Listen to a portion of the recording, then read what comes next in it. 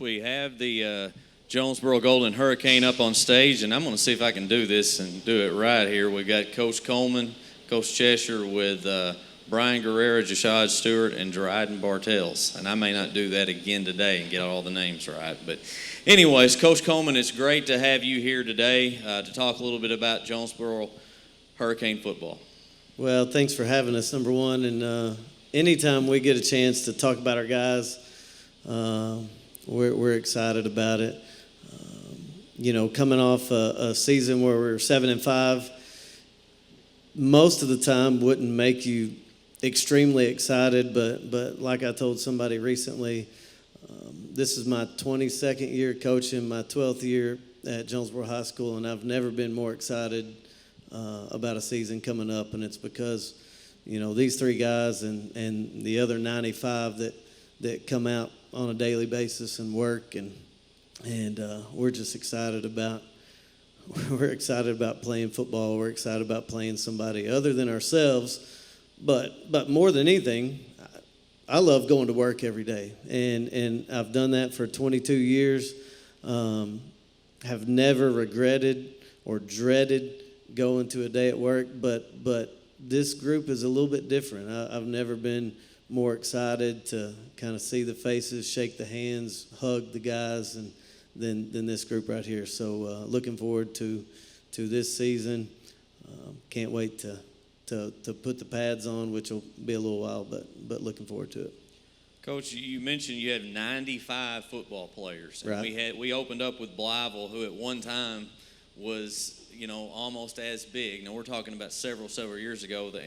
How fortunate is it for you to have that luxury of having so many kids that want to play football? Well, we're very fortunate, and I think more than anything, that's a product of what Coach Fleming at Annie Camp and Coach Hodges at MacArthur do. They have been very successful. The last 2 years, our junior high teams, the last game of the season has been for the conference championship. Anytime you're successful on the junior high level, you're going to get more kids interested because winning is fun. So the last two classes have been our 21 kids and our 22 kids they've been larger than before. And then our senior class, with guys like Dryden, Jashad, and Bryant here, we have not had a core like them that have been, really, really good players. I mean, we returned 3 all-state players. That typically doesn't happen. Typically, senior football players are the all-state guys, but we returned 3 all-state players. And cross jumper Jashad Stewart and Jamarcus Wright, our Mike linebacker. And then we returned 3 other all-conference players in Bryant Guerra, Cameron Clark, and Albert George. So, there's a lot of good quality depth and outside the numbers. But I think it goes back to how good our junior highs have been. If you would, let's start and talk a little bit about the offensive side of the ball, and then we'll transition towards defense. Okay. Offensively, you got to start kind of up the middle. And, obviously no longer do we have a Noah Gatlin or a Darius Thomas. We have 7 guys up front that have some sort of experience in playing or starting a game as an offensive lineman. And I know Coach Perry Darby is kind of licking his chops to work with those guys on a daily basis. Really, when you look at the core of the offensive line, you got Marcus Rowe and Juan Cruz and Bo Brown. Those are 3 guys that have started multiple years for us and in multiple spots. So, there's some flexibility up front with those guys. And then you mix in some other guys that have played here and there and started at least a game for us over the last couple years. And then you look at our quarterback position. We returned cross jumper at quarterback, who I mentioned a minute ago that he's a returning all-state player. The guy just got better from week one to, the playoffs. Just every week he was improving. And I think he's a guy that we know that we can rely on to win games in big spots. And obviously we know what kind of success he had last year, but I think he can be better. Albert George returns at running back for us, but also, Albert, ran for over 800 yards last year and didn't start until week 4. So excited about what he can do once he, starts every game. And then you got a guy like Dontarius McDonald, who ran for over 100 yards in a playoff game for us last year. At receiver, we lose Tate Lutz, who had over 1,000 yards and 17 receiving touchdowns. But we returned Dryden Bartels, who we hope can stay healthy, because Dryden kind of has an interesting stat line. He started the last game, or week 10 of his sophomore year, and started weeks 1 and 2 last year, and before he broke his collarbone both years, but broke his collarbone last year in the second quarter of the Conway game. And in those 2.5 games, which, really you look at it, it's about 10 quarters of play, he's had 12 receptions for over 300 yards and 6 touchdowns. Now, we'd like to see how that translates to a full season, but we think Dryden's in the best physical condition that he's been, and we think he's going to do that. So you've got Dryden returning at one outside spot, and Braylon Moore, who started the last 4 games for us last year, starting with the Sylvan Hills game on. And then, up the middle, in the receiving core, you've got Jake Harrell, who returns. He started some games. Will Barre, who's played a lot, and then Connor Clark, our tight end. And he's a very, very good tight end. He's 6'2", 235, runs well, blocks well. He's about as complete of a tight end as you're going to find in the state of Arkansas. And I've got to do a good job, and we've got to do a good job of getting him the ball more. So that's kind of the offensive side of the ball. Hopefully I didn't cover too much. That was good, Coach. Now let's transition to defense. You want me to put you with Brett? Let's do that. All right. He's an intense guy. I like to hear him talk. No, I don't know about that. At this time last year, there was a lot of question marks. Coming in as the new guy, I had to build those relationships, gain trust by those defensive guys. Came in with different terminology, a different belief. And where we are right now, we are a big step ahead. We were talking about this the other day as a defense. We are a huge step ahead right now than we were at this time last year, obviously, and we should be. But the biggest difference defensively this year than last year is our guys know what those expectations are. They know what the standard is. They have bought into that belief. They have an identity, and ultimately our defense is player led. Our guys know exactly what to do as far as alignment, assignment. We're able to add a few things here and there now this year, something we couldn't do last year just because we were trying to implement and install the new system. So, we're going to be able to do a few more things out of our base and be able to attack offenses and make adjustments on the fly probably more efficiently this year than last year. We returned 6 starters. 2 on the defensive line, 2 at linebacker, and 2 in the secondary. At defensive line, we returned Jay Shad and junior Nate Light. And then at linebacker, we returned senior Jamarcus Wright, who was our leading tackler last year with 121, I believe. And then junior Cameron Clark, who was all conference. Cameron came in. Cameron last year as a sophomore was a JV player and then went and got better in JV every Monday night and really did a good job in practice throughout the week. And then by week, I guess it was week 8, became a starter for us. And in the back end, Bryant, returns at cornerback, and then Brody Williams, junior Brody Williams, who started games for us last year, returns. But we have a lot of depth defensively. I think I've got, I feel real comfortable, with 8 defensive linemen, being able to rotate and keep guys like Jay Shad fresh, and, because what he's going to bring to the table. But we got to be able to get him a few plays off just to, keep him fresh so he can go 100%. But we got, 8 solid guys up front. Got a ton of linebackers. I looked out there yesterday, and we had about 18 linebackers at 7-on-7. So we've got some depth there. But in the box, you've got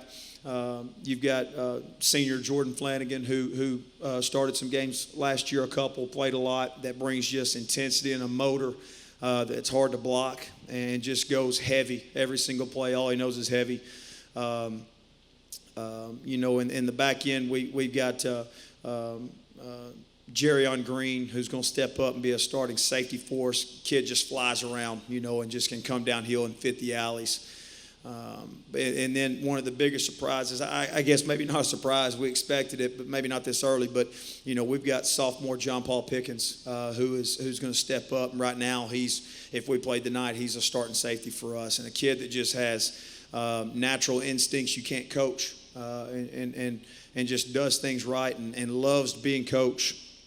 We got a lot of guys right now who are those that will come off the field and tell you what they did right, what they did wrong, and just beg to be coached. And that's something that I really love about this group this year is they're so fun to be around. They make my job easy, like I said earlier, just because we preach player-led, and one of our pillars of success is players coach players. And our guys do that. I look out there yesterday in a 7-on-7, and I'm going to coach a corner, and here comes Bryant Guerra from all the way across the field during the 7-on-7 to come coach him up. And part of me wants to say, hey, Bryant, get off the field, we're about to play. But then the other side's like, hey, I like it, coach him up. So we've got a lot of leadership right now on our team as a whole, like Coach said, and a lot of leadership defensively. We lose some key players last year. Kevin Pointer. It's hard to replace a Kevin Pointer on the defensive line who's in summer workouts with the University of Louisiana Monroe right now and doing good things. So he's hard to replace. Logan Orr is going to be hard to replace as that little hybrid, defensive end linebacker that we used him as last year. He's working out with the Hogs right now this summer, so that's another one that's hard to replace. Just key production that we've got to replace, and it's going to be hard to do so. But I think guys are willing to step up and take on that challenge. You got Demarion Morton, who was a lockdown corner for us last year that, gave us good size and had that nasty mindset of come get you some out there on an island. And, we're going to miss that. But, we've got guys that are stepping up that are going to be able to fill those roles. But, overall, defensively, we're learning how to respond to positive and negative situations. We're learning how to deal with adversity. Daily we're trying to, again, somewhere we're at right now that we were not at last year at this time is we're able to put ourselves in tough situations. And I'm trying to create failure constantly so that we learn from that. We're trying to attack every weakness we can find before our opponents do. So that's where we are right now defensively, and proud of these guys. Got a lot of young guys stepping up and look forward to a great season from them. Well, Coach, I'm Steve Clayton. They're my nephews or sons or whatever, and I consider myself a brother to Coach Coleman. But I tell you, I appreciate you talked about enthusiasm and work ethic. You bring so much to the game, and I appreciate that. We're going to get into these three down here now. Deshad, you were one of the best kept secrets in the state of Arkansas as a sophomore, kind of moving into a leadership role, and now it's yours as far as the defensive line. Your University of Arkansas commit. Talk to us about from sophomore to junior, and now it's your show, along with some great teammates, but how has your role changed? I had to be more of a leader, considering that Kevin and Logan are gone. So, I'm just trying to be more of a leader, step up, vocally and with my work ethic. Well, you've done a great job. Pass the microphone down to Brian. Brian, your role, obviously, you're a well-spoken leader on the defensive side of the football from your cornerback spot, one of the best lockdown corners in the state. But talk to us about your role as a player and then as a leader. Well, as a player, as a sophomore, I try to do a little too much. Try to do everything, a lot too much actually. But I've kind of grown into just doing my job, trying to teach others, and then just make sure everyone knows what they're doing and taking care of your responsibility. All right, thank you, sir. Dryden, down to you. I consider you one of the best kept secrets in the state of Arkansas now because of injury. That's a thing of the past. We're not even worried about that. But what can we expect out of Dryden Bartels as a football player in the 2019 football season? Well, this year I'm going to give it everything I have.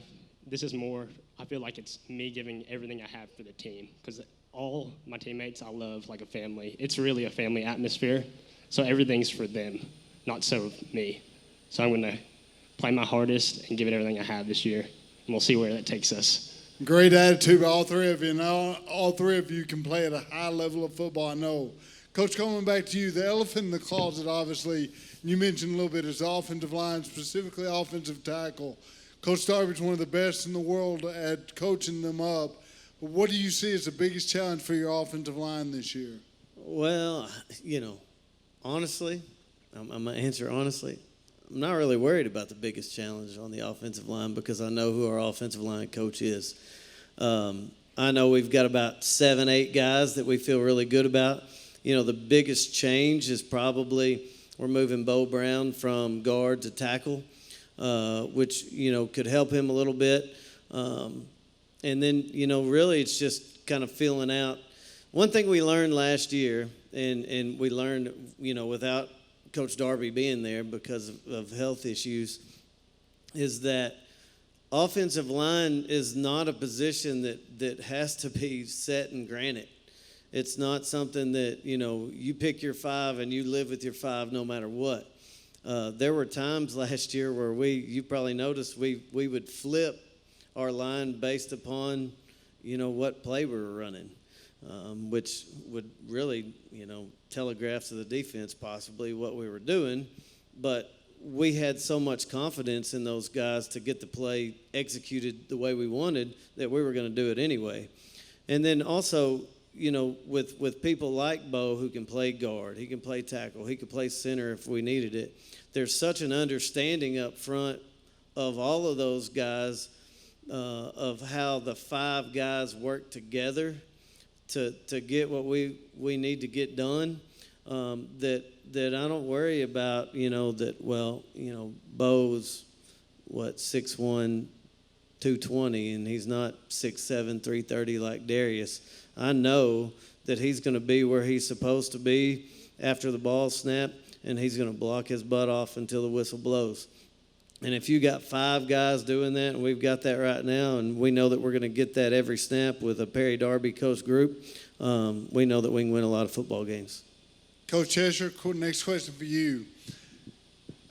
Your second year at the helm here, like I said, you've brought so much excitement and enthusiasm. What has been the biggest challenge for you coming from a very successful Nashville program? And I want to say something about that. Nashville is a successful football program, very rich tradition football program, but so is this one. And this program has been successful under Coach Coleman for many years now. He was just talking about the other day as far as just how many, semifinal appearances that we've been to. And there is a lot of potential in this group this year. And we're taking it one day at a time, enjoying the journey that it takes to get there, not focusing on that end result. But I see a lot of positive things going on right now on this team that excites me. When I'm off the field, I'm just kind of gritting my teeth and saying, here we go. And, I struggle at times to not try to think, in the future, think about that end result. But right now, this group if we keep focusing on that journey, and that word that you hear a lot of from football coaches these days of, the process, if we keep focusing on that, we're going to get over that hump. And we're going to make it there and get a little taste of that ice cream, and then hopefully come back for some more. But this place is special. Jonesboro High School is special. This football program is special. This athletic program is special, and hopefully we can take it to the next level and make it not just a high level program, but an elite level program this year. And I think, with this team and these three that are sitting here beside me and Coach Coleman, we got a chance to make it an elite program. And hopefully, we get that result that we're looking for. But if we just focus on being our best every single day, that'll take care of itself. Coach Coleman, if you would just give a closing statement, please. Okay, I want to talk a little bit about what he was just saying. I think at times, your program is going to be one of two things. It's going to be ambition-based or passion-based. And I think, it's my responsibility. I think over the last few years, maybe we got a little too ambition-based.